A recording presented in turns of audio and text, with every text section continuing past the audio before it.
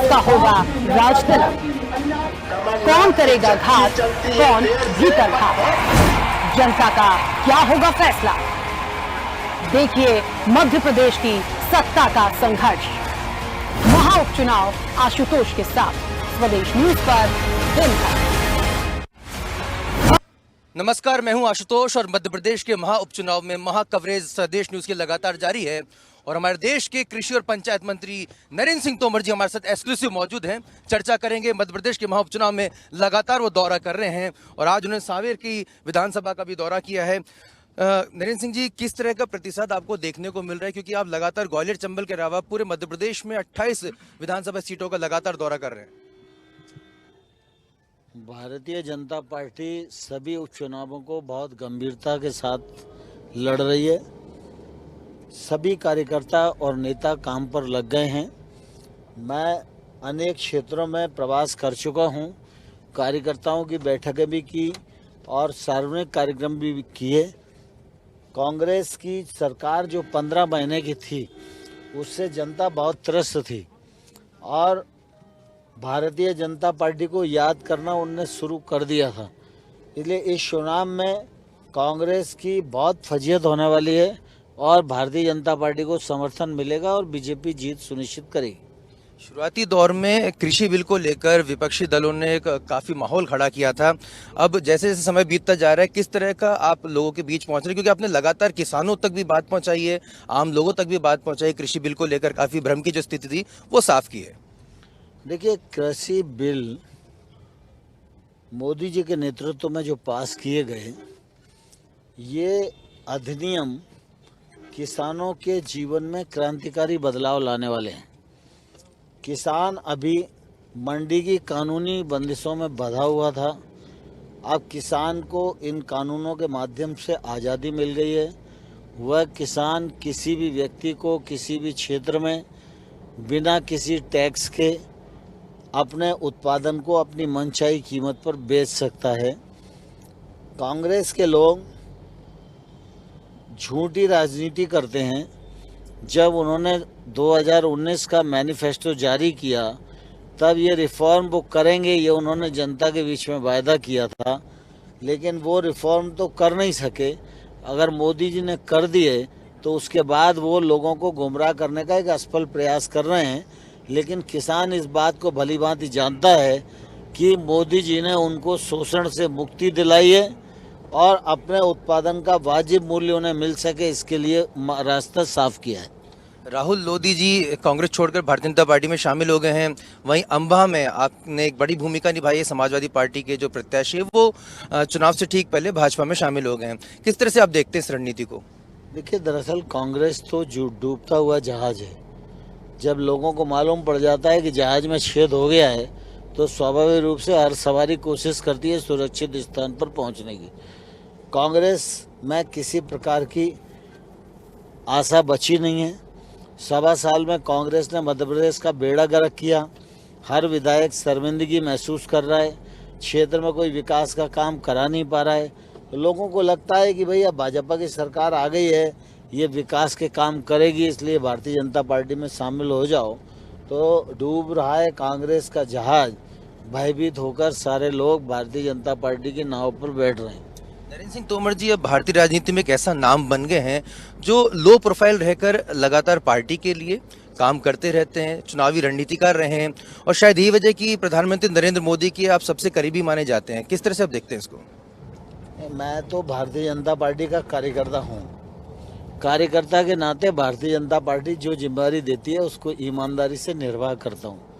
यही संगठन में करता हूँ। जब सरकार में जिम्मेदारी होती है तो सरकार में भी जिम्मेदारी का निर्वाह करता हूँ। ग्वालियर चंबल में ज्योतिरादित्य सिंधिया जी के आने के बाद कहा जा रहा है कि जो पावर बैलेंस है वो बिगड़ गया है। कितना सहज और कितना असहज है भाजपा के कार्यकर्ता? नहीं, कोई पावर बैलेंस नहीं बिगड़ा। भारतीय जनता पार्टी सिद्धांत आधारित राजनीतिक दल है, विचार आधारित और कार्यकर्ता आधारित राजनीतिक दल है। हमारे यहाँ सामूहिक नेतृत्व है। कोई भी आए तो हमारी पार्टी की ताकत बढ़ती है। सिंधिया जी ने पार्टी ज्वाइन की, उनका स्वागत है और वो भारतीय जनता पार्टी में रहेंगे और भारतीय जनता पार्टी की ताकत को बढ़ाने में मददगार सिद्ध होंगे, ऐसी मुझे पूरी आशा है। हाल ही में आपका एक बयान ने काफी सुर्खियां बटोरी थी, जिसमें आपने कहा था कि सिंधिया जी को भाजपा की रीति नीति समझने में थोड़ा समय लगेगा। देखो, दरअसल क्या है कि बयान को अल्टा पल्टी करना जो है मीडिया की कारीगरी होती है। स्वाभाविक रूप से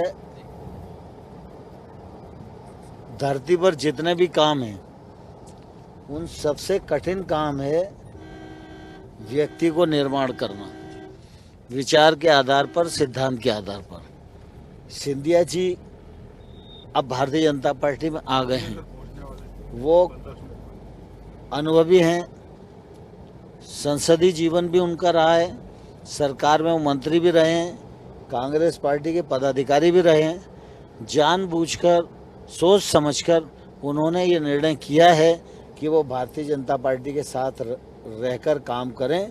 मैं समझता हूँ उनका यह निर्णय स्वागत योग्य है। शुरुआती दौर में ऐसी खबरें आई थी कि कुछ बड़े नेता भाजपा के असहज थे, आपने एक बड़ी भूमिका निभाई है उनसे बातचीत करके और उनसे चर्चा करने की। अब क्या कुछ माहौल आपको दिख रहा है? नहीं, मैं समझता हूँ उनके आगमन से कोई असहज नहीं है, सब खुश हैं। वो पूरा चुनाव में दम लगा के काम कर रहे हैं और उनका प्रभाव भी इन चुनावों में रहेगा और जीत को सुनिश्चित करने में उनका योगदान भी रहेगा। पिछले विधानसभा चुनावों में ग्वालियर चंबल संभाग में जातिगत समीकरणों ने बेहद महत्वपूर्ण भूमिका निभाई थी। इस बार क्या कुछ मुद्दे आपको दिख रहे हैं जो जनता को अपील कर रहे हैं?